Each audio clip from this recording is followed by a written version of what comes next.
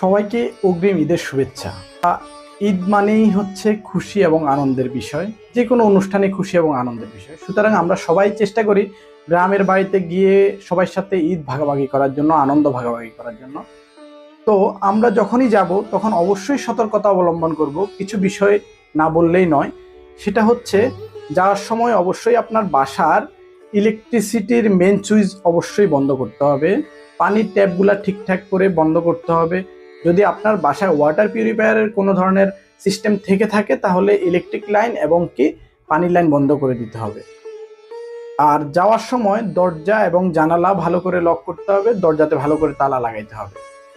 আর ঈদে যাওয়ার সময় আমরা গাড়িতে উঠা এবং নামার সময় সতর্কতা অবলম্বন করতে হবে অনেক বেশি, কারণ একটি দুর্ঘটনা সারা জীবনের কান্না। সুতরাং ধীরে সুস্থে আমরা বাড়িতে পৌঁছাবো এবং আপনজনের সাথে ঈদ কাটাবো।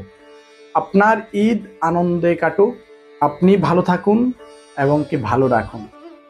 ধন্যবাদ।